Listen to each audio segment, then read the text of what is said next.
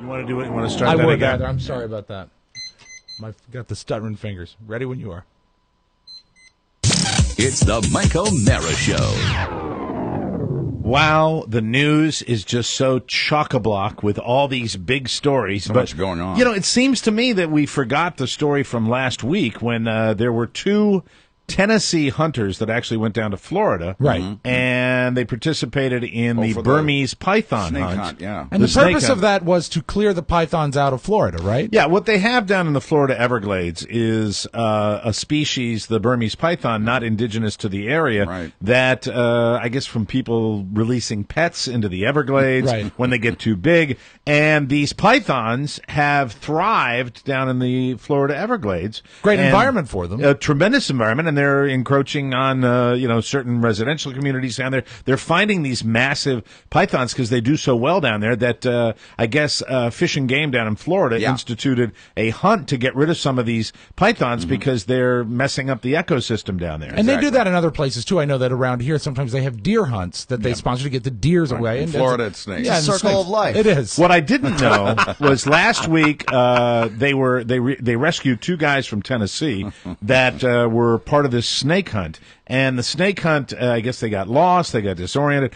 And what I didn't realize even after that, another reality shows now can turn out material inside of 5 minutes. Spring up in a moment. Yeah, they're breeding like pythons. And based on these two hunters, there is now a reality show on them. Oh, God. You know, they've got the crocodile, the alligator boy, gator boys. Gator boys, Swamp people. Right. Now this is snake hunters or whatever the reality show is. Surprised. They haven't even released it yet, but I think, is it going to be on Learning Channel maybe or Discovery? One of those. True TV. True TV. True TV will grab them. True TV will grab them. They'll pick up anything. Yeah, but they were Tennessee hunters, and they hunt snakes. And these are the guys that got lost. And we have gotten actually the clips of the reality show. Preview, yeah. Cool. That'll be airing on one of these networks, and we're privy to this. I don't think there's any other show that has this. So this is an exclusive? This is an exclusive. Okay. And can we roll those clips of that reality show, please? This. Yes, we can. We go to those right now. Okay, let's get that on. In the heart of Everglades City, Florida, the Florida Burmese python hunt is about to begin. And Earl and Luther from Tennessee are excited. Hey, Luther!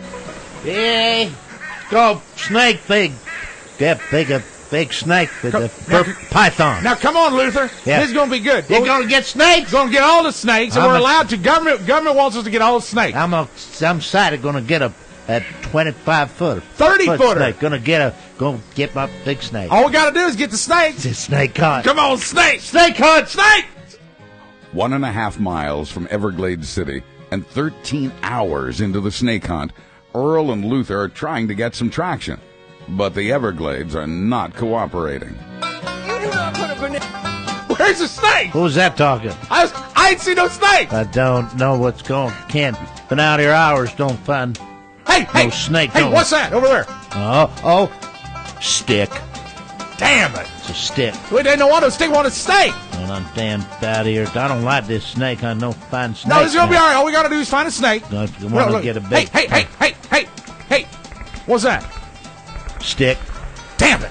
Thought it was a big head of a python. I thought it might be a snake. Cause we gotta find a snake. Damn snake. Hey, wait! I don't think they got no snakes out here. Hey, Luther. Yeah. What's that over there? Oh, look. No, it's a stick. 13 miles from Everglades City, in the middle of the swamp, it appears that Earl and Luther are lost. I don't know. We took that turn back there. Don't know. What you need to no, turn it around. What's going on? Turn around, Luther. I don't know. Luther, Yes. turn around. I can't turn around. Turn it around. Got my feet stuck in the mud. No, just turn around and you go. Don't lost. You lost. No, we're not lost. Yeah, I know you exactly lost. where we are. You don't know where you I know. are. Hey. You take a right turn or why are you still so excited? You sound all excited. We're supposed to be lost and getting tired, and you're What's that? still the same energy as when we opened the thing. What's Damn that? it. Yeah. What's that? It's a stick. We did that already. Damn it. We're now supposed to be lost and getting scared. I know that we're Thank fine. you. Yeah, very we good. ain't lost. Yeah. We ain't lost. Yeah, we are. They're not lost. We're lost. We're not lost. So, you go, dumbass. After 48 hours in the Florida Everglades, Earl and Luther have not found any snakes, but they're dehydrated and disoriented, and time is running out.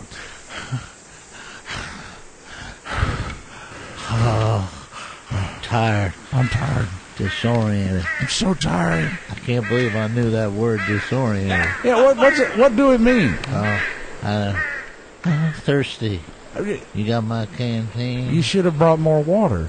Where we middle of swamp, I'm disoriented. I'm so tired. I don't want to go home. I don't want no snake. I want to see my mama. I want to see your mama too. We didn't get no python. Ain't got no snakes at all, and I'm cold. Ain't never got any snakes in Tennessee, neither. I'm tired. I'm tired too. What was that word you said? Tired. Tired. Yeah. So tired. What's that over there? It's a stick. Stick. Damn stick, man. I don't like it. What was that sound? It's getting kind of dark. What was that sound? I'm dehydrated. It's so dark. Luther's lost. Earl's lost. You're Luther. I'm Earl. I don't even know who I am. Where's my mama? It's dark. I thought I was gonna get a chocolate pie. And I don't like this at all. I don't know. What are we gonna do? Luther? Yeah, Earl. Come here and hold me. It's the Mike O'Mara Show. You can listen to the Mike O'Mara Show at www.mikeomarashow.com. Stay tuned for an outstanding entertainment program. It's the Mike O'Mara Show. Let's get down to business. From the entertainment capital of the world. Back in '82, I used to be able to throw a pigskin a quarter mile. Are you serious? I'm dead serious. How much you want to make a bet I can throw a football over the mountains? Well, if Coach would have put me in fourth quarter, we'd have been state champions, no doubt. No doubt in my mind. You better believe things would have been different. I'd have gone pro. In a heartbeat. I'd be making millions of dollars and living in a big old mansion somewhere. Soaking it up in a hot tub with my soulmate.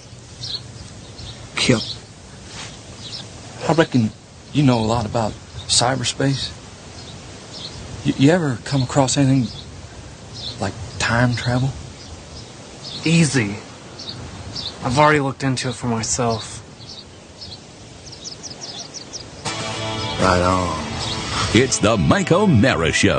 Mike O'Mara, Buzz Burbank, Rob Spiewak, Oscar Santana. And now, from his couch, here's Mike. Oh, I love the theater. Live from the Cappy Pfeiffer Studios, ladies and gentlemen, you are listening to the Mike O'Mara Show. We're downloaded worldwide 17 million times, powered by Encore Insurance, and we're at MikeO'MaraShow.com. 102.9 FM WTNT in Washington, D.C., and the mighty 1630 KCJJ in Iowa. It is Wednesday, Feb 13, 2013, and we are brought to you by Encore Insurance Services, LLC. The people who bring you this show every weeknight on 102.9 WTNT. Even if you already have life insurance, you might be paying too much. Encore can help you, just like they helped old Oscar here. Sure. For a free quote, visit smartterm.com or call 866-347-5748. Call them. They'll compare rates to help you save. Licensing and disclaimer info at smartterm.com. Let them know that you appreciate them as much as we do. Encore, The best. Insurance Services. On the program today, a major dilemma for the news organizations that I found I found a little amusing. Yes. State of the Union, dead killer. What do we Yeah. do? Oh, what a conflict. Where do we go? They were besides themselves. I was Beside thinking themselves. a split screen would have been If great. only there was more than one channel. Hopefully we'll get to movie review time today. Republicans are funny. They are. Hey, that's the new They're- show on the More Broadcasting Network. Yeah, we'll talk about the response, the Italian dude, as Rob likes to call it, that responded to the president last night.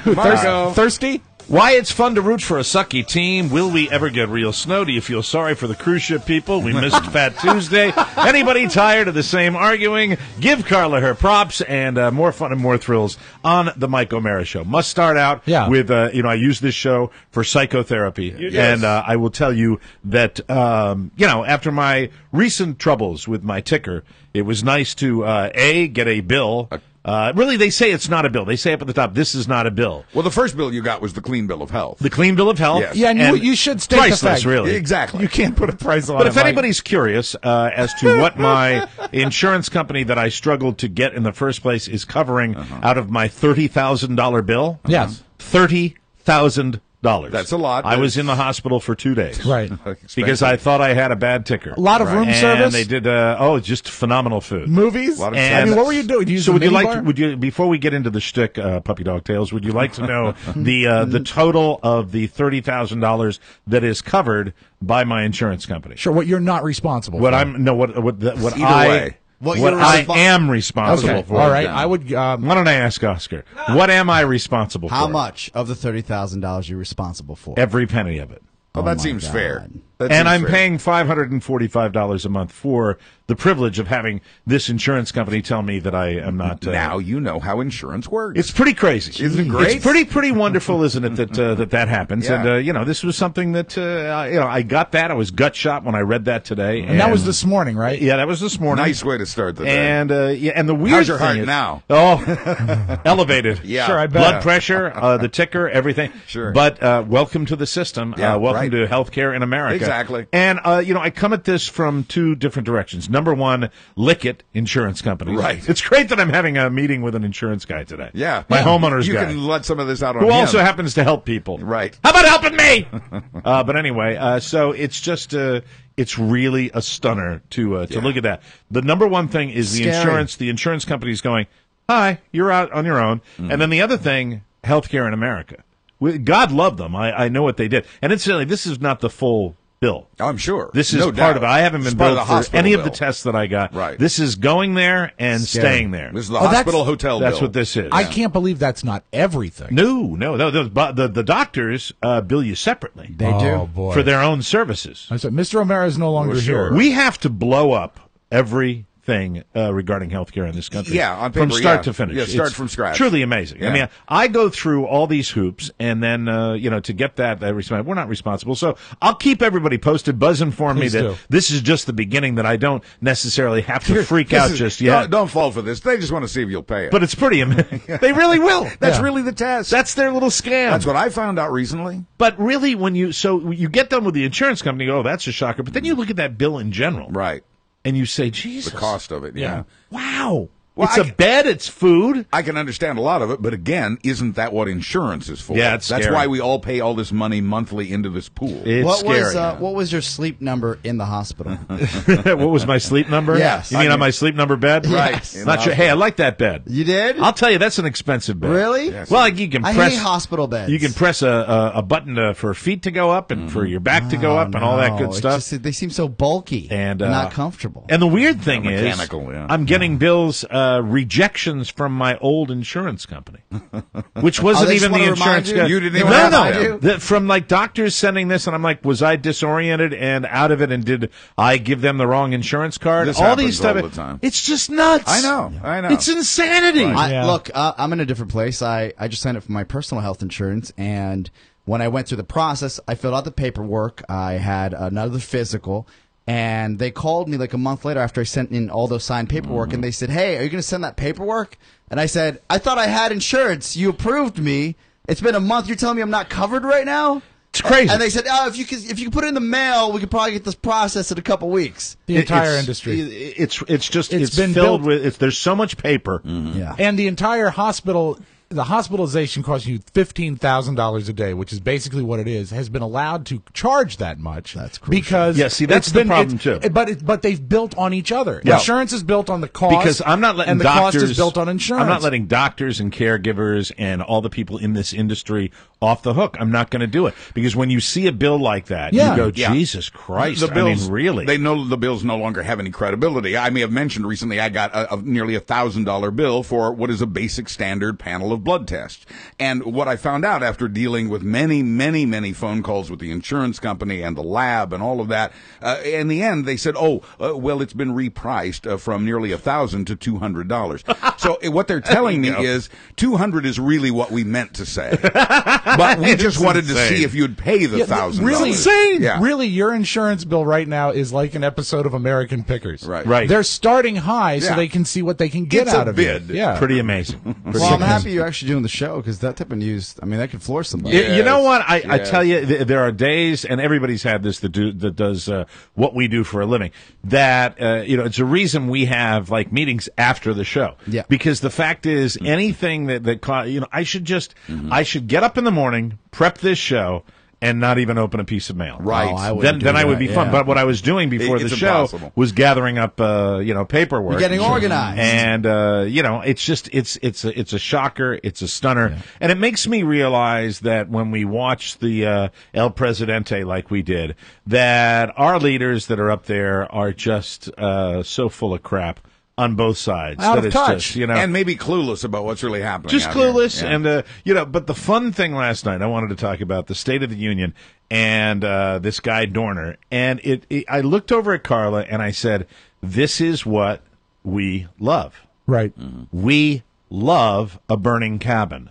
We love SWAT teams. Mm-hmm. We love gunfire. We love to report that in this country. We love to see that because that's what people care about. Mm-hmm. Nobody cared about the State of the Union, which might in some way affect the direction of the country. Right. What we cared about is the big black guy that's the ex-cop that's burning up in the cabin. Is that really him? Mm-hmm. And I said, this is the dilemma now. You've got a scheduled major news event, which is the State of the Union address that is backing up to this guy, and you know that there are people in that newsroom that wanted to keep that camera on that burning cabin for 6 hours until every cinder was burned out. It's dynamic television. One of the things I will give credit to the police in California for doing was keeping the perimeter away from the news media, which I thought was great. They said he might be watching television. Mm-hmm. But I'm watching this, and they're struggling so much on CNN to go, okay, we've got the State of the Union, but we just we're going to have to leave the burning cabin now. And you knew that the cabin's burning, and they're not going in there to send any firefighters in because this guy might still be alive in some way. And it killed them. It killed them to leave, and that's what we like what burns and what gets shot in America. Noisy, loud, color. It's like Wheel of Fortune. So let me ask you guys this. Isn't that, and I don't like to get totally heavy, but isn't it really part of the deal? Isn't it part of the problem? Not necessarily our movies and our video games. I'm going to put it on once again, the good old news media that absolutely goes into a frenzy. I mean, a real frenzy. They care about somebody shooting somebody else like this. When there's a mass murdering cop killer on the loose, they are so obsessed with that. Yeah. They're not going to care about the kid that Obama talked about that got killed in Chicago. That was a big news story, but it didn't get nearly the play with Man on the Loose. Live fire, it's a storyline. It's like an episode of Law and Order for them. They can really, really go with it. And State of the Union address they've done a million times. Don't you think that's part of the deal? Absolutely. Because we're not watching that because we have a legitimate need for information. We're watching that because we have a hunger for it. It is a reality. It's our TV dramas, played out like a real news story. If you boil it down, the burning cabin is a one-sentence news story. Mm-hmm. Yeah. The guy who shot the cop may be in a burning cabin. Yeah. Right. And that's it. And think about it really. Now, I know sometimes there's misinformation. God, they said that a lot. Mm-hmm. Where, there's misinformation. We normally don't get accurate information at this state of the game. But really, we kind of know it's the guy. Yeah. The cops know that he's barricaded in a cabin, and let it play out. And I just said, this is why I think that we have the gun culture and some of the problems we have, because I think anybody might even fantasize about it, where you say to yourself, if I'm an unstable guy and I've just had nothing go right for me, and I really want to get that fame and go out in a blaze of glory. They're looking. Look how easy it is to do that. Well, it's sad, but it's also mental health. I don't think this has to do anything with look, gun control is gun control, but mental health is really something we need to address. You're absolutely This right. is a police officer. That's an NRA talking point. No, this is a police officer that went rogue, a former police officer that had a bunch of these weapons. Yeah, I'm not talking about I'm not talking about the gun debate. The issue. I'm talking about our media covering this story and how we cover it. And I think that anybody that's out there that may not necessarily be, somebody that's been in the mental health system, but somebody that just says, I've had, you can have a person, any normal person, Oscar, that can have 5 things go wrong in a series. It can happen in 24 hours. It can happen in 48 hours. Oh my God, Mike, that means we should have an eye on you. And they finally, and they finally say, But the fame whores that are out there too that want to get the fame. I want to get clear what it is you're saying about the news media here. How do you feel about the decisions they made in their coverage last night? And if you disagree, what would you have them do differently? I'm just curious. Well, what's fun about it, I don't think they made any decisions. Right. I don't think they had any decisions to make. I think that they just were so frustrated that they had to. That they had to. You're amused that they were torn. Are you saying they had to go to the State of the Union, and it was killing them. Yeah, they wanted to stay on what was burning. Well, sure. And I'm sure vast amounts of Americans went, "Oh man, right. Here we go. Look at this dumb old Congress." Did any news channel continue to cover this standoff? No, I don't believe so. I don't believe so. Wow. If you take one step back to what you said, is that if you think that if someone who has had, say, 5 things go wrong, and this is their inspiration because they're a fame whore to go this way, what if we sort of took this in a sloppy parallel, the way they don't cover streakers or people that run onto the football field anymore? I agree with you, Rob. Great point. I really agree with you. I mean, I know it's a ham-handed It doesn't comparison. happen as much anymore because they doesn't don't get happen attention. because they don't show them on TV. Yeah, that's right. But no one talks about that. They should. You hear about They gun should. control. You hear about mental health. Right. You hear, you hear about, legitimate gun owners and hunters. You never hear about. Let's put a moratorium on that. You can cover the story without showing pictures. So maybe the State of the Union's best function last night was to prevent the news media from glorifying another killer. To a point, because they covered it. It didn't prevent it happening up until the Yeah, address, they covered though. it enough. Right. But they turned this guy instantaneously. What my issue is with this is I think one of the problems why we have copycats, and God knows since Newtown, I mean, you read the statistics every day about what's happened. You've got a guy like this that is holed up in a cabin, and everybody in the country knows what he looks like now. And I'm not talking about California, where if you live around Big Bear Lake, it might be a real good idea to know what he looks like. Right. But you've got this guy who has become an absolute household name. Yeah. And we make the worst people in our society, Celebrities. we make them total celebrities. Yep. And that just freaks me out a little bit. Well, No, I hope last night helped against that cause. No, I don't think so, because when I left here, I was staring at the TV. I was watching the fight. I totally forgot that the State of the Union was even happening at that point. Well, and what's the story I cared about? I came in and said to Oscar last night. Oscar's working on the computers here, and I said, they got that guy. They've got him surrounded. It seems to me, in order for us to really solve this, is we as a people have to sort of lose interest in this because look, the news media obviously very competitive. Everybody's racing to be first to the best of their ability because they know this is what we love. Right. Yeah. Right. And as long as we love this, they're going to continue to feed it to us. You said weird. 3 words earlier that are so unfortunate but so true. Blaze of glory. And Yeah. the guy is scum. And a coward too. He shot himself. Apparently. and of course he did. They always do. They always do, but it's just so unfortunate that all the ingredients lent themselves to every piece of news media covering it the way they did. It just seems to me that the copycats are based on the fact that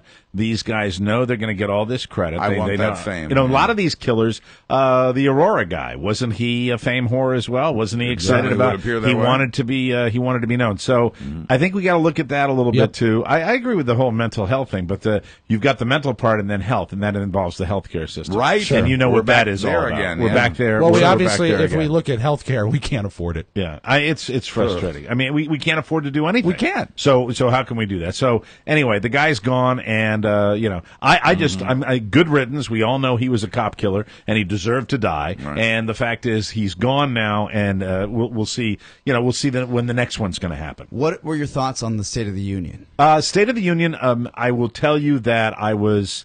You know how I feel about guns. Yeah. And I feel that everything that I've read about the gun lobby and the people out west in the western states that don't want their guns taken are much better organized. They have a much more concerted effort with lobbying their legislators to make sure that no gun legislation is passed, and they're just doing a really good job. So it was nice on the other team, as I am, to see the president spotlight the people that have been victims of gun violence. And I think even if there's no legislation passed, I think it's really good for the people that have their arsenals and want to have their guns to see what those things do. I don't care whether you're legitimate, whether you're not legitimate, just to see what a handgun or an assault weapon does. And Everyone needs to know the consequences. I think, when you see Gabby Giffords, who can't even applaud normally because her hand is, messed up because of the shooting, and then to see that young girl from Newtown and to see the girl from Chicago's parents,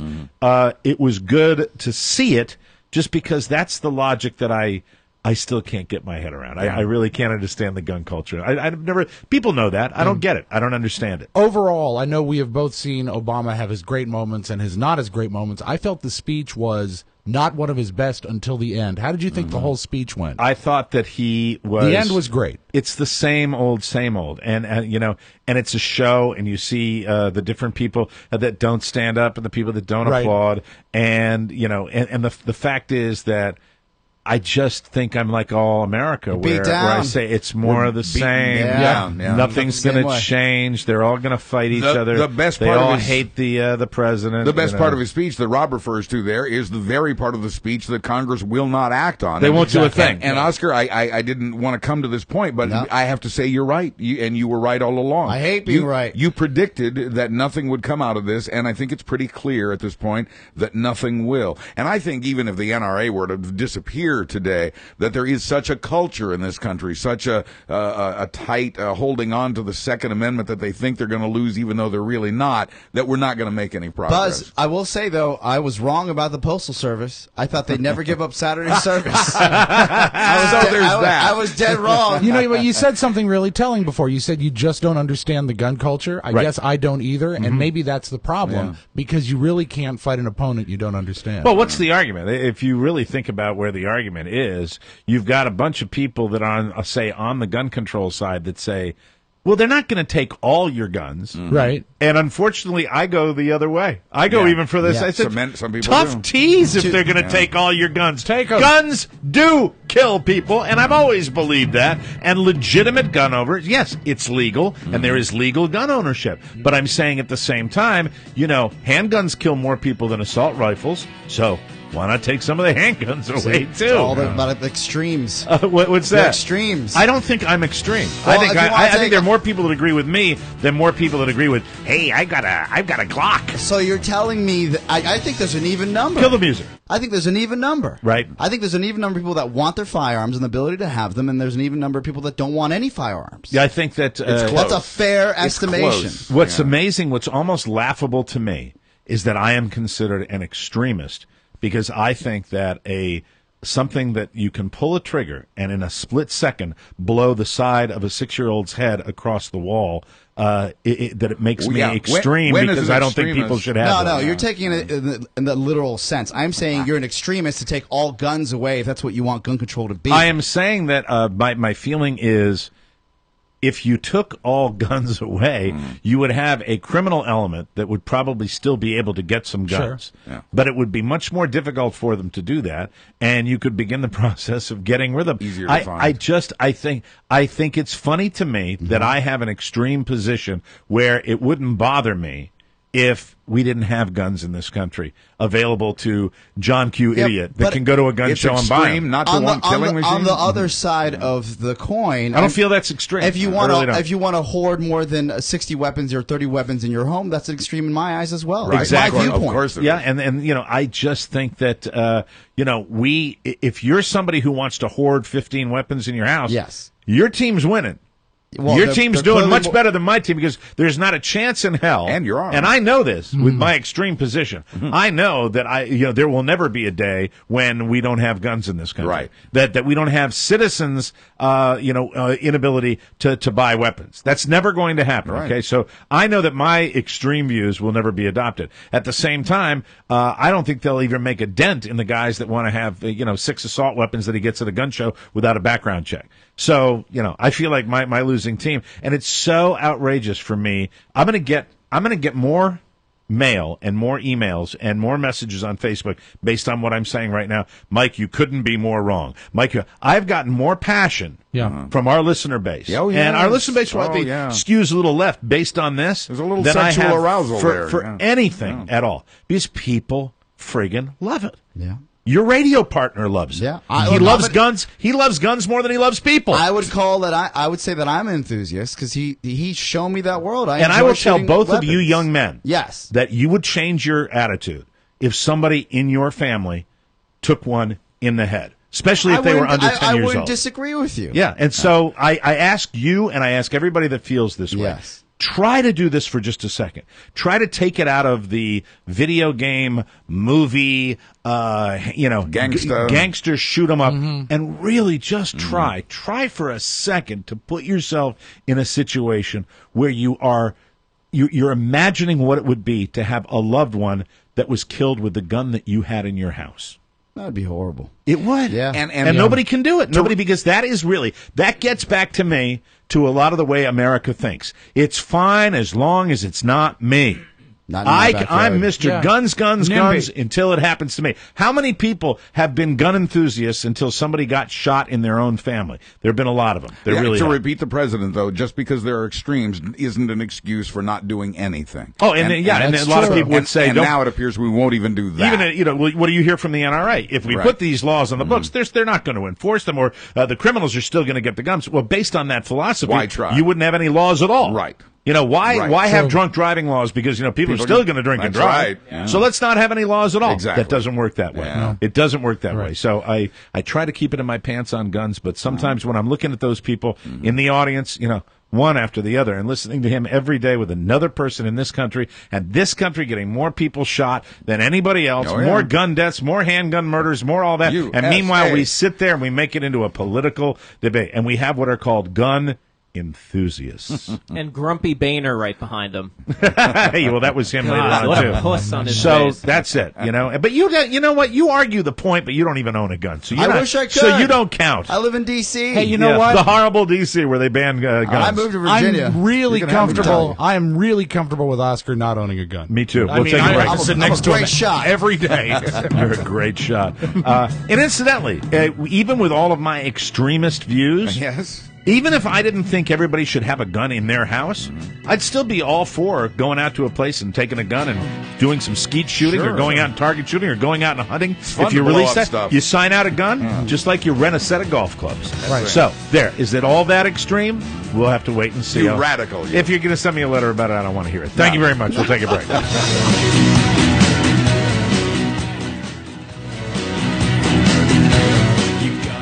Welcome back to the Mike O'Mara Show, brought to you by Weight Not. Weight Not has changed lives, and if you are serious about losing the weight, Rob Spiewak could tell you all about it. He lost about 100 pounds. Look at me, I'm a thing of beauty.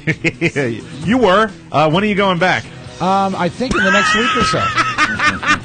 I kid because I love it. It's great when we have fun, isn't it? How's your TV commercial doing? Yeah, it's awesome. If you haven't seen it, go to the Weight Not website. You're the Weight Not Not guy. You lost 100 pounds. Talk about it. It is terrific. The thing about Weight Not that is so cool, and I've done everything. I've done prepackaged food. I've done the shakes. I've done the candy bars. I remember. Weight Not works. It works fast, and it works fast with real food. So it works in real life. You just take the supplements they give you. You feel dynamite. The weight falls off you at a wicked rate, as they say up north. And the results keep you going. And the results keep you going because you get excited to get on the scale each and every day. You can go out to restaurants. There's something on every restaurant menu. I can eat at McDonald's. That's impressive. And stay on the Weight Not plan. Wow. I love it. Because it works fast, it's a better value than programs that take much longer. It's time to look better and feel better. Call 855-WEIGHT-NOT. That's 855-934-4486 or visit weightnot.com. Weight Not. Show us what you're made of. And take Rob's challenge to do the same that he did. Weight Not's commitment to help you lose weight is fast. And what I like about it, no packaged meals and no shakes.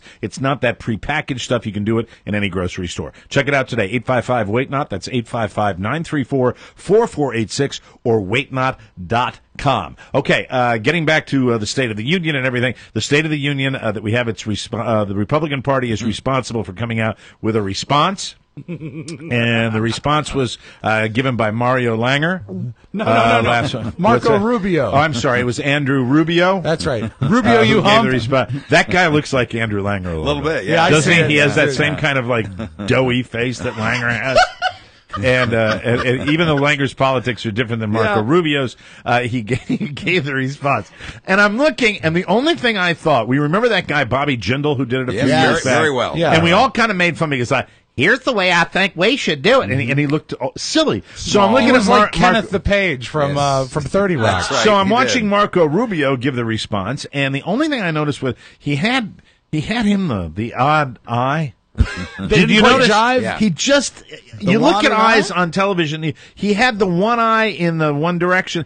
Not that they were totally cockeyed, but he had I was kind of looking at the one eye a little off Was he center. following right. the teleprompter? No, I don't think it was that. I think he's kind of like that girl group where none of their eyes were right. He just looked to me when I looked at him. The Dixie Chicks, And Mike, I they were watched- all cross-eyed. I watched 5 minutes. I said, you know what?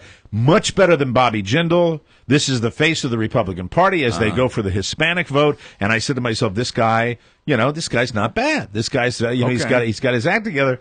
And then I went and I went back and I watched my T-Boat hockey game. Okay, Let's so- go Caps. Nice comeback. They did. They won. They won in overtime. But the thing Sure, about no it one was watching. is that I didn't know how dry does your mouth have to be where you got to go for the water. And it's do you want to not- hear the clip? It's Please. so funny. It's Let me great. just set it up. If All right. anybody didn't see it, Marco Rubio is giving the response to the State of the Union, the Republican response.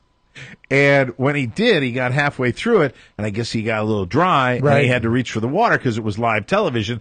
And it wasn't that he just had to reach for the water. He really did it in an awkward way. It wasn't anywhere close. A Crouched and panicky reached. way. Yeah, he did. And that's what made it viral. what's so great about this, Funny. listen carefully, you can actually hear Wolf Blitzer say, uh-oh. Because I would love to see Yes. the faces in the newsrooms across America when they watch this go down, because it changed the entire speech. National television, Here's baby. Marco Rubio last night. Than false choices like the one the president laid out tonight. The choice isn't just between big government and big business. That's all he did. That's it. That's what he's guilty of, just grabbing a bunch of water. Yeah. But you can hear, play it again, because I didn't know you could really hear. You can hear the gulp. You could hear, And listen again for Wolf saying, uh-oh. Than false choices like the one the president laid out tonight. The choice isn't just between big government or It big was, business. and it wasn't like a graceful drink. No, it wasn't it at all. was so awkward. I actually also have tape of Rubio after the event, after he did the speech. I want Okay. you to hear this. Agua. Agua. Agua. Very thirsty. Here is some water. Muchas gracias. God. And so there's their superstar, Yeah, and again. he takes that moment and he steps on his wiener again. Second year in a row that we've seen a Republican rising star. Was Jindal last year? Yeah, wasn't it last Or year? was it No, 2 years ago? 2 years ago. I've 2 years even ago. forgotten. But it's second time in recent years, anyway, that we've seen a Republican rising star. And a lot of people said before their appearance, Love "Oh, this show. this is going to launch them." Well, he's on the cover of Time magazine. Right. And then as I actually recorded it and watched it, I Is he a said, gun enthusiast, Oscar? I don't know. I don't know. I don't know. I'm to be just honest giving you a with hard time. I sat there and I said, look, Rubio in general, as a Latin man, you figure, okay, you'd like to see Latin man. There's something because I'm Latin, I'd like to see a Latin guy in power and that type of power, right? Can I just give you want to see him something succeed from do the well. bottom of my heart? Yeah. And I mean this, and I'm just saying this to you. I'm not Yeah. trying to blow smoke up your butt. I really am so proud of the Hispanic community in America. You know why? Because anybody with half a brain looks at a guy like a Marco Rubio, looks at somebody like Oscar Santana, listens to me, and you immediately see what every immigrant community has experienced in America. Right. True. You're seeing the assimilation and the development of the success. immigrant community and the success as people that really for many years were people that came from South America, from Central They're America, migrant from workers. Mexico, and they couldn't speak English. And you're seeing now that we're getting prominent Hispanic Americans. And you're shaking. Were you shaking your No, head? I'm just waiting to add something. What are you going to add? They worked so hard, Mike. They worked so hard for so many years that they ignored proper hydration. So to me, really, we're looking right now, and the Hispanic community is the best example of it. We're looking at what the Italians, with the Poles, with the Irish. You're looking at the exact same Here thing, we go again. but it's happening Yeah, during in a good our way. lifetime, and I think it's fun to watch. So when you look at a guy like Marco Rubio, and hundreds of thousands of Hispanic leaders across the country, you're seeing that. We can be proud. Everyone can be But proud. at the same time, I don't agree with his politics, and it made me laugh that he was drinking the water. Politics aside, you want to see a guy like that do well, Sure. especially Yeah. for your people. You know, It to me, because get as that. soon as that happens, God, are we up on a break already? We are. As soon as that happens, we don't have that division anymore. You can't do it. It's not in play anymore. Right. If you're a Jim Carrey fan and you've seen Me, Myself, and Irene, when he went for the drink, we don't have time to finish that thought. Oh, no. We'll take a break. Come back next hour with the Mike O'Mara Show.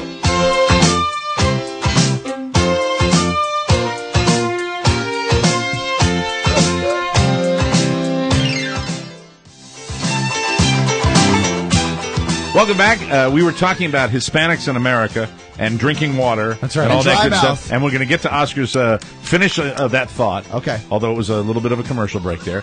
This segment of the Mike O'Mara Show is brought to you by Score Big. Oh, yeah. And this comes from our good friend Adam Chirac. Right. Hey, how you doing, Adam? He writes...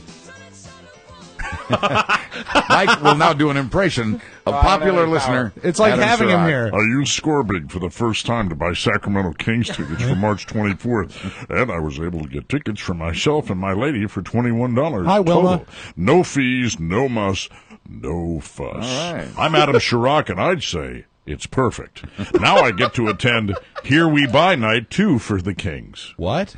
Now I get to attend Here We Buy Night 2 for the... What the frig is that? It sounds like a great Sacramento promotion. Oh, it's the grassroots campaign to keep the Kings in Sacramento. And they're owned by the Maloofs, aren't they? What a Maloof. And the Maloof is on Real Housewives of I Beverly believe Hills. I heard They the are. sound Maloof when Rubio swallowed that water. So Adam's point is $21 total, all thanks to Score Big and TMOS. It is a great time of year for live sports. We are in the middle of our Score Big experiment. We're Yes. going to let you know how we do with our Caps good. tickets. And Oscar and I are going to get Caps tickets for next Thursday for the Devils game. And I'm going to let you know how it all works out. Every ticket on Score Big is below box office price, and there are never any fees.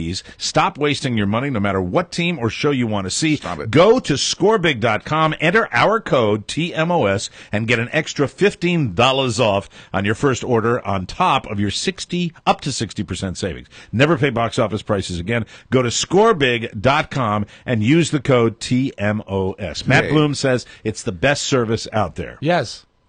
He's nodding his head Tony in Breeze in agreement. here. What were you going to say before we went to break? So when he took that water, the drink of the gulp of water, It was I said, funny. I felt bad for him, but I was like, this is going to be all over the web. Yeah. And then I thought of Me, Myself, and Irene, where Jim Carrey's character is taking all these pills that give him dry mouth, I remember that. and his gums stick to his mouth.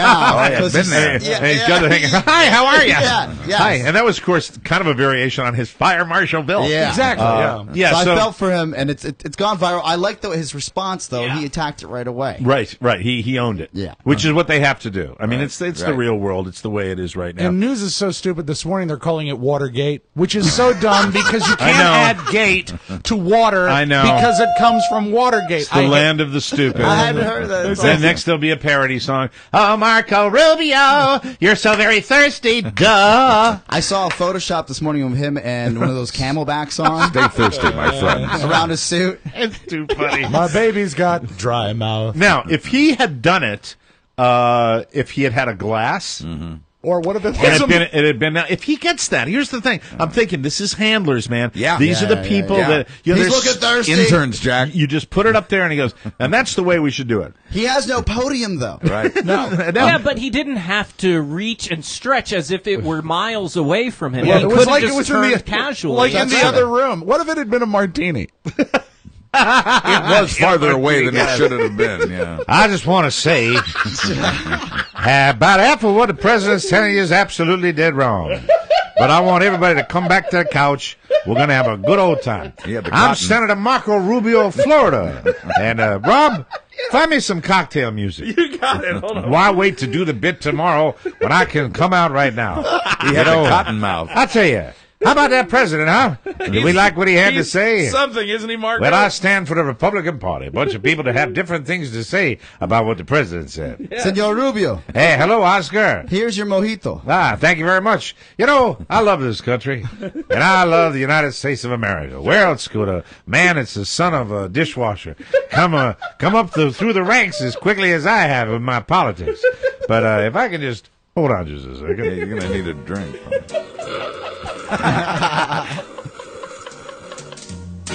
Oh, boy, that hit the spot. I'll bet. You know, it's funny. You would think there's someone that's What's that? You would think there's someone Something that's in liquid form wouldn't dehydrate you. But here I am, flapping my gums, and I got that little white stuff at the corner of my mouth. Senator Rubio. I'm Marco Rubio, and I got a response to what the president said to you. You smell like olives. I do. I tell you, I like my martinis like I like my women. What? Extra dirty. Yeah. That's what I like, ladies and gentlemen. So, in conclusion, Yes. always have a table next to you that's high enough for me being a tall drink of water. I'm one of the tallest senators out there. Now, if I'd been John McCain, I probably would have had that water right down at face level. But not me.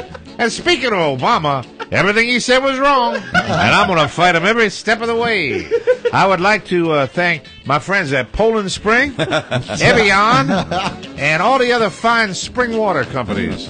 Sometime I can drink spring, sometime I drink distilled. It doesn't matter with me, Marco Rubio. And incidentally, the next time you're in the pool, whether it be in Florida during the winter or in your regular municipal pool during the summer, how about a nice game of Marco Polo? I like that. Think of me, Marco Rubio. Now, a little message before I go, as this response is over. Hold on just a second. Yes, He's going to dear. need another drink. Dry as a bone. Oh, Lord. I sure am thirsty. I just like to say, there's a dumbass out there, and I sure do want that meatball. What? I'd like to say there's a dumbass out there by the name of Rob Spiewak. Rob? Yes? I'm Senator Marco Rubio. Yes, you are. And I'm here to tell you, you call me Italian one more time, I'm coming down there to Manassas to kick your white ass. I don't know. You sort of sound like one of America's favorite Italians, Dean Martin. You can understand my confusion. Marco Rubio. A Christy Rubio ticket. Oh, you know, now, okay, kill music. Who do you put on it? Do you put him at the front, or do you You put Christy at the front. Christy Yeah, at the you put front. Kind of a hunger and yeah. thirst platform. That's right. that would be a lot.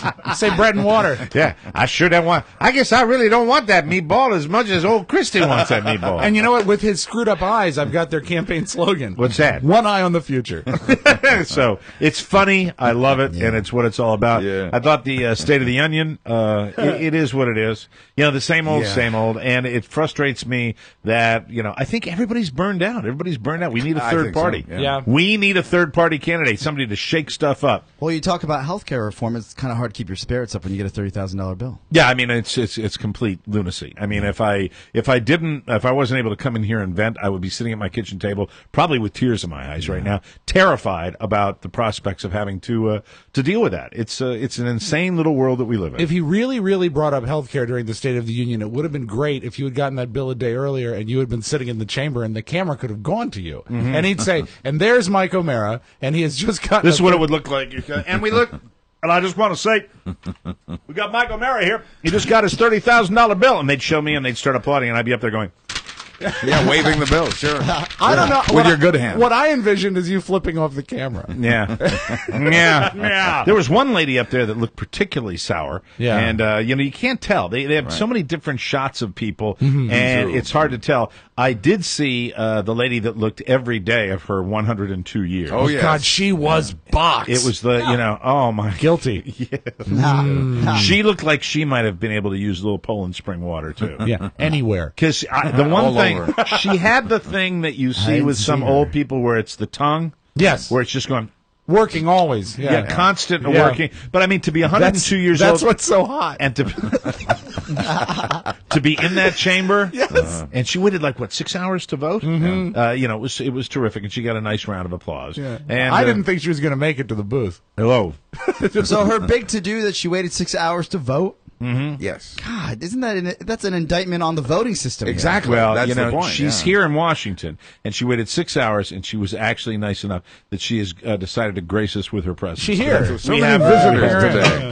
Let's bring a Wheeler in, Let's guys. Wheeler in. Hey, lady. Hi, madam. How are you? Yeah, bro. What's your name? I don't know. How long did you wait to vote? 102. Yeah. Who was the first president you voted for? I don't remember. You got any peanut butter? Looks like you had it all. You got any peanut butter? I always had you. Mike Douglas. Thought you would like hard candy. I like no. Butterscotch discs? No. Root beer barrels. I like a gummy bear. Something really? softer. I like a gummy bear. Reese's peanut butter cups. Baby Ruth. Oh, Baby Ruth. How about a is great. steak? No can do. I can't even eat a hamburger. Oh, that's sad. Unless you put it in a blender. Right. Thick hamburger frappe. I juicer. waited 6 hours to vote. How many That's hours? not right. 6 hours. That you is think- not right. How was that for you? Yeah, it was a pain in the ass. Sure is. Did you bring your voter registration card? I had to make water. I had to make water, and I waited 6 hours to vote. I was at the Capitol building last night. Oh yeah. Did they put you up top? How was the climb up to get to the upper balcony? I don't know. They carried me. Oh, that's nice. They carried me in an elevator. Elevator. An elevator. I gotta make water now. Oh well, go ahead. Thanks for joining us. Too late. I was afraid of that. America's oldest voter, ladies and God, gentlemen. and she moves. She moved. Look at her go. Look, yeah. If you're 102 and you can sit up there, I think that's terrific. Great ass. We Nice missed Fat tongue. Tuesday. Did you know that? Every Tuesday. I mean, we You missed. know what? It was spoiled by the Super Bowl. Really? Yeah, the New Orleans flavor and all the parties. I mean, think about it. And the rain. As a radio DJ, And the shooting. As a radio DJ, how many times did you go out on a Fat Tuesday and do an event? Yeah, we had lots of fat. Right? Yeah. And we do a lot of phone calls down to the bar Yeah. Right. to get the drunk people. Fat Tuesday is the same way I would feel about Times Square in New York City. It's the same way I would feel at a U.S. Open golf tournament. It's the same way I felt about the inauguration, where you're in that claustrophobic situation. Have you ever been to one? A Fat Tuesday? Yeah, Mardi Gras. I wouldn't New want to be Orleans. I wouldn't want to be shoulder to shoulder with all those puking people. It's, I don't think it's that bad. I really enjoyed it. When I lived there, I was able to hang out with the Mardi Gras. Well, there's that too. Did you go out? That's what we went back to the radio station for. Did you actually go and walk out into Bourbon Street shoulder to shoulder with everybody? and saw the parades and all of that. And the women showing their breasts. Did they do that back then? Back in the day? Yes, they did. Yes, they did. Men Really? too. Yeah. Yes, sir. Like John Goodman. They still do. Yes. So you actually celebrated when you were there. Weren't the French still in control of? Well, the French had just handed over to the Spanish. Well, what happened, Mike, is they were still working out the details on Lent, so it was sort of like a holiday in the making, A dry run. Yeah, there's what if we did this? Yeah. What was more difficult, the people go. getting sick in the street or spilling their drinks, or cleaning up the horse droppings that were all around? Well, from all the carriages. I didn't have to deal with any of that. No, they had people running around cleaning up after the horses. When did you bump into that guy Lestat when you were there? No, the although vampire. I did look for him, Oh, and bad I did guy. go to the grave of the Witch Queen of New Orleans, Marie Laveau. Yeah, so. Was it really the grave, or did you just go to her house? No. Well, It was a garden party, Mike. Years before, I'd been to her house. Later, I visited the Well, grave. it's known for its kind of sultry, swampy climate. Yeah, What sure. were your impressions of New Orleans? Because you hear that it's normally a hot place. Well, normally it is, but when I lived there, it was just cold. Nah. I love that. What were you going to say? The best Fat Tuesday wasn't even anything I was a part of. I was just when you're an intern, I guess some different radio stations give you different duties. And when I was an intern at WHFS, I would drive. You were so abused when you were an intern at I would WHFS. drive all the talent around. It was like my summer, and then what would be kind of like a spring semester. With WHFS, the word talent we use loosely. I drove one of the talents to an appearance he had in Baltimore, because we were like basically a Baltimore station. It was Fat Tuesday. They had a foam party at this bar. Right. And the talent got booted from the appearance, and I had to drive him home because he was hooking up with one of the girls there. That had, Why had did he get beads booted? on. Because he was hooking up with one of the In the girls? manager's office. And yeah. I remember the manager of the bar coming to me, grabbing me on the shoulder and be like, "What are you doing?" I said, I'm just standing here giving away T-shirts. Like, what are So you doing?" wait, hold on a Hey, second. buddy. So the talent who will go nameless Yes. actually went to the place where he was supposed to do an It was appearance. Fat Tuesdays. They had beads. They had a foam party. Oh, so it was the everything. regular Fat Tuesdays No. bar. It was Fat Tuesday. It was a Tuesday night when we So took him out. he goes to the bar. Yeah, I drove him there. And he picks up a woman at the bar. Yes. And he takes her into the manager's office to get jiggy with it. Yes, and he starts getting jiggy with it, apparently. I've never told this story.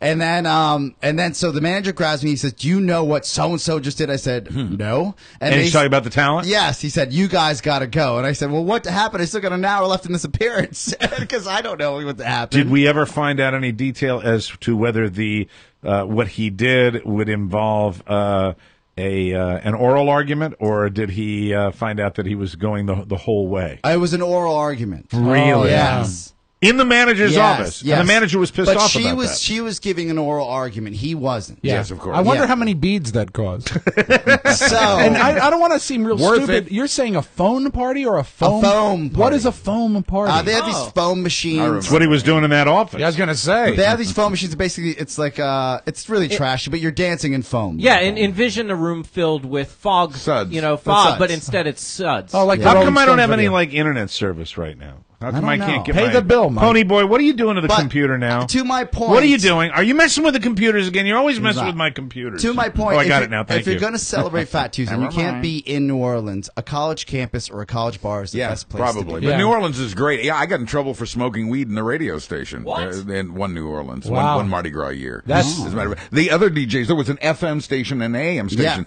and the AM jock and the FM jock were hanging out their studio windows toking. Yes. And I didn't have a window in my newsroom. Oh. So I went to the hallway, and there was a window there, and I leaned out the window. Unfortunately, there was a downdraft in the stairwell that blew the smoke down into the lobby, where the general manager had just arrived with his wife and children. 25,000 people every day get their news from this man. That's right. That's right. What did he say? Well, we missed it. Did you get in trouble for it? Oh, Spark yeah. up, brother. Actually, what happened is nobody said anything until the following Monday morning. I was riding up the elevator with the program director, who we got, almost up to the floor, and he said, the next time you smoke weed in a radio station, I don't think I'm going to be able to save you. And then the doors opened, and we went our separate ways. That's pretty. That was the last it was You know, ever what discussed. a cool way to get that done. Until I had my exit interview with this general manager who was kind of a cross between Orson Welles and Colonel Sanders. I swear to God. And Good-looking guy. He wore bow ties that his wife made for him. And he had a big booming voice, and he said, when you go to Minneapolis, they're not going to let you smoke weed up there. And that was my exit interview at the WNOE New Orleans, a Governor James A. No station. But kind of the city to care for, kind of the attitude. Exactly. You ain't going to get away with that up there, boy. And that's right? why Buzzes quit smoking weed That's at exactly that very right. moment. That's right. Haven't Never touched again. it since. The only thing we did for Fat Tuesday at my house is I gave the kids the option of pancakes for dinner. Because that's the tradition. Is Right, for Shrove Tuesday, do pancakes. And they said, "No, Dad, we want potato skins." I said, "Whatever, fine." Right. So that's your thing. That's it, yeah. But Fat Tuesday, it just seems to me a little intense to be in the street. So, but you had a it's good fun. time. It's fun. I recommend you try it. It was great. I love the city. I've been Yeah. in New Orleans probably 7 or 8 times. I love you the ever- French Quarter. The thing about that, with you about the crowds. Would you ever try to do the Oktoberfest in Munich? Because No. I've been tempted to try that sometime, but it would be so So scary. you've never touched Fat Tuesday? No, I would think about it, Right. but I'm more drawn to the Oktoberfest. Of course you are. Which is, of course, Mike, the celebration of King Ludwig's wedding. And cleavage. Fat Tuesday. And they also have activities. You can go to Hitler's grave. Sure. You can do all the fun things that you like to do when you're over there. Whenever I'm over there summering in Munich. At Oktoberfest. Yeah. Hey, before we go to break, I do want to give props to my wife. Rob, I don't know if you caught this. I think we did. I'm not sure we had this on the audio vault. Did anybody see the Conan bit where he counted the number of times that LL Cool J licked his lips? No, I did not, and she beat him to it. It is online. You Oh, can good check for it out. her. We should try to retrieve it, Mark. It is it's LL Cool J, and she pointed this out to me years ago, like a couple of years ago, mentioning LL Cool J because he hosts a lot of different things. But how many times he licked his lips? And Conan did a thing where, God love him, his staff not only counted it, but they edited them all together. Oh, that's great. And I forgot what the grand total was on Conan, but I wanted to give Carla a shout out. That is excellent. They're stealing your bit. It Or was did hysterical. He could have used a drink of water. Did she submit it to him? I hope not. Because I would like to think we could get some of Did that I material. mention? I mentioned that the other day. Absolutely, right? yeah. About the number of Yes, times you that he did licked on his the lips. show, yeah. It's his crutch. It's Yeah, it's his his little thing. problem that he does. And Andy Richter, I forgot what the line from. What was Love Andy. Oh, it was something like licks lips. I don't know. Ladies love. It's whatever it was. It was funny, and it was. I wanted to give her that little thing. Fun to root for a sucky team. I want to salute the team that I've been bitching about all season long, the Washington Capitals. How did they look last night overall? I know they looked like crap, win. and then they come back and they got lucky and they won it in overtime, which they haven't had that happen yet. And that's why you root for a sucky team and why you hang with it. Right. Because even if your team never wins, that one game that they occasionally will win, all the more special. That's the way it goes. Not for air, but I have a great Mike Green story for you. I bet you do. He's a bit of a partier, isn't he? A great story. Arlington story, right? Yes. Yeah, that's the stomping ground. At the foam party? No. Okay. Rob, have you got an audio vault for us? I just happen to have one prepared, Mike. Rob has all these funny little sounds that he's going to play in his audio vault. He'll do that for you next. This is the Mike O'Mara Show.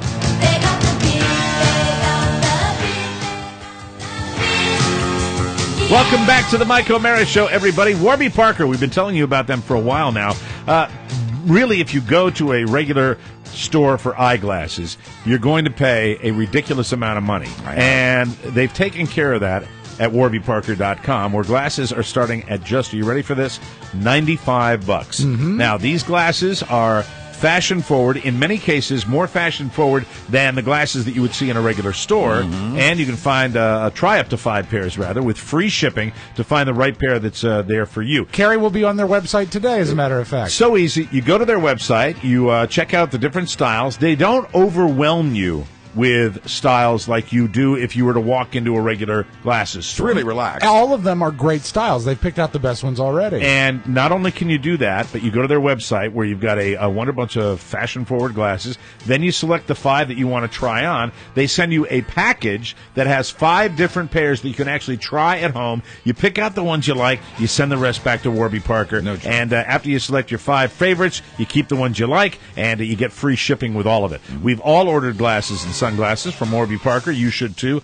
Details are at warbyparker.com. Use the code TMOS to get fast free shipping, and tell us if you get your glasses how much you like them, because a lot of people are getting very, very excited about this company and they're sharing their stories with us. We appreciate that. Carrie's going to get a pair of Warby Parker and not let the dog chew on them. But no Valentine's Day gift for her. None. All right, let's open up the audio vault for Why today. does she deserve one, Mike? Tomorrow's the big day, Rob. You got one more day. I know. February 13th, Wednesday. What do you got for us, Rob? Valentine's Eve, Mike. And I don't know, we talked a little bit about the State of the Union address. A lot of stuff that was said by the president I found surprising. Do you think he was cocky? Do you think he was saying things that were unexpected? I think you've got a carefully edited, out-of-context tape of the president saying I don't know things. about that. I just ran tape. This is what I heard last Okay, let's night. listen. Mr. Speaker, the President of the United States. Thank you.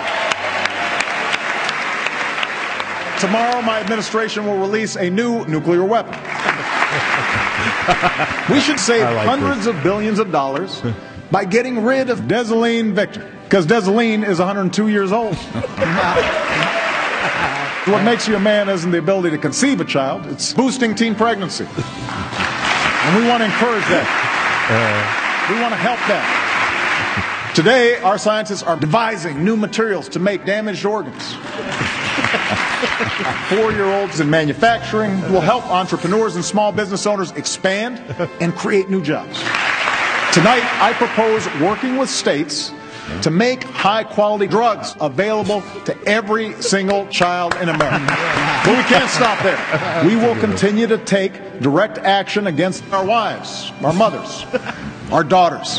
Thank you. God bless you. And God bless these United States. I did not hear that. So many good points. I just thought it was not what I expected, is all I'm Good saying. point. This is a better one than they normally are. KCAL, Mike, they have a reporter named Carter Evans who was at the burning cabin last night. KCAL! And he was on cell phone with his back at the station. This is some pretty dynamic, scary audio. Check this out. I hear some screaming.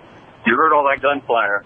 I see a team of sheriff's deputies in full-on fatigues with weapons drawn running towards us right now. We are down on the ground behind the wheels of our car right now with the doors open. I'm talking to you on the speakerphone. We are right in the center of the action here. Hey, you! Come here! Get over!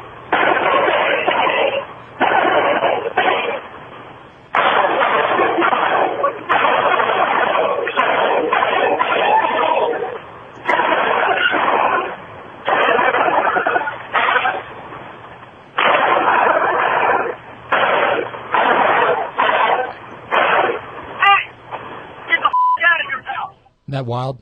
So that's a SWAT team guy that was telling them to get the F out of there? Yeah. Aye. Scary stuff. Nobody was really surprised at how it ended. It was supposed to, the guy wanted it to end that way. But I was also, and I'm also surprised mostly that this is the second time I'm mentioning Wolf Blitzer today. Wolf Blitzer, overly dramatic, makes this declaration. I love when Wolf Blitzer is excited, Mike. Do you like the excited Wolf they Blitzer? had an exciting day on CNN. Authorities are now telling CNN that the fugitive ex-policeman Christopher Dorner is dead.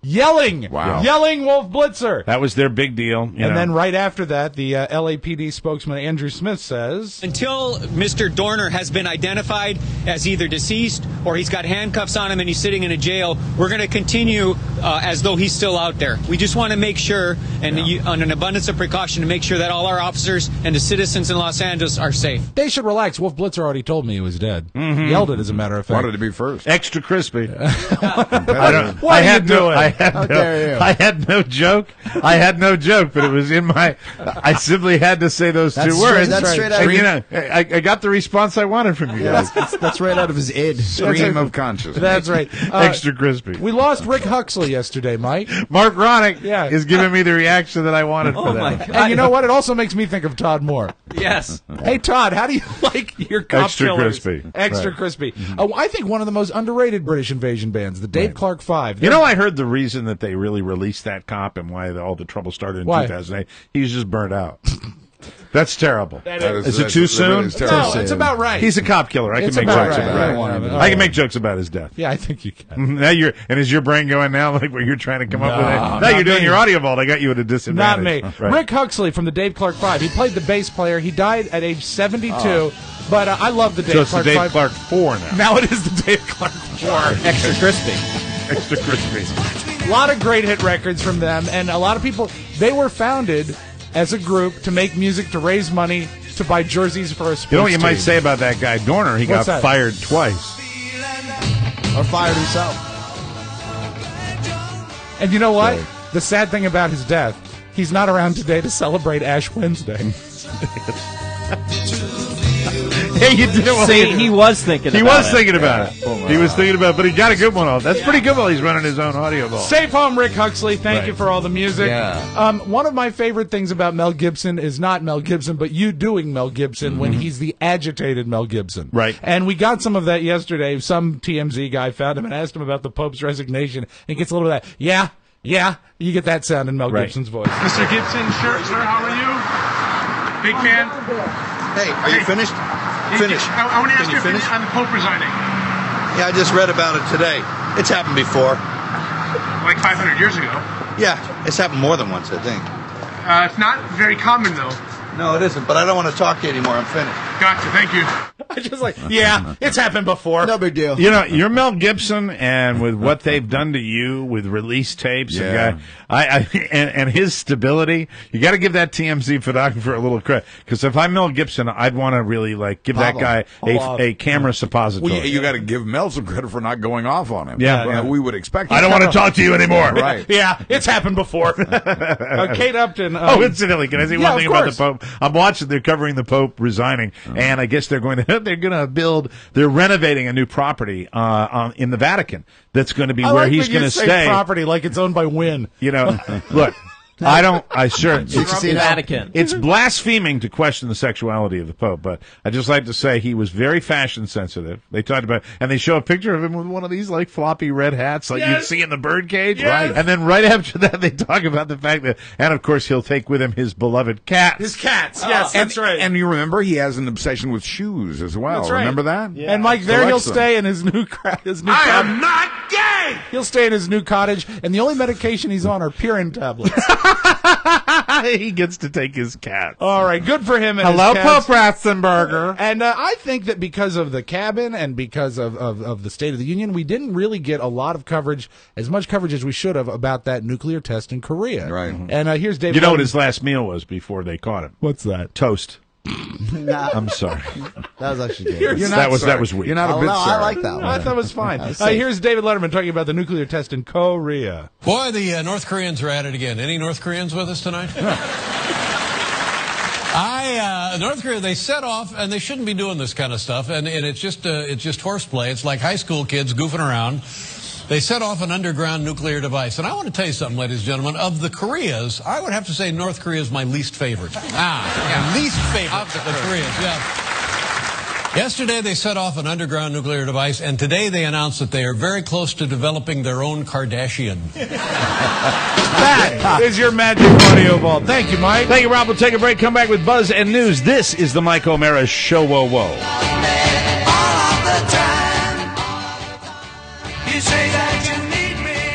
Welcome back to the Mike O'Mara Show. Let me ask you a question, Buzz. Yes. You don't have any burning jokes, do you, for that guy that they caught in California? I do not. Very good. I just wanted to make sure because you're a newsman, and you give us the real news that's fit to read. Hard hitting. Now that I'm straight again. Ladies and gentlemen, here he is, the man, the legend, Buzz Burbank. Thank you, Mike. We're brought to you today by her Valentine's gift headquarters for him. That's the Mike O'Mara Show Amazon page. Right now, save up to 75% on select watches, plus specials on electronics, even sexy silk boxers. Save another 20% when you use your Amazon rewards card, and you'd be surprised, even being the day before Valentine's Day, there's stuff you can order you'll have tomorrow. Visit and bookmark the Amazon page at MikeO'MaraShow.com today. Hey, it's my job to tie this up into as neat a bow as we can at this point. We are pretty sure that the nightmare in Southern California is over. Former LAPD officer Christopher Dornan shot it out with police who'd surrounded him yesterday at that cabin near Big Bear. In the shower of bullets, another lawman was killed and another wounded before the cabin burst into flames. The fire may have been, probably, started by SWAT team smoke bombs as they used vehicles to tear down the cabin walls. Medical examiners are now working to confirm that the charred body found inside the cabin is Dorner's. Police think he was the only person inside, and they say no one appeared to have escaped. But until that identity is confirmed, police say they're continuing to provide protection to the other people Dorner threatened to kill.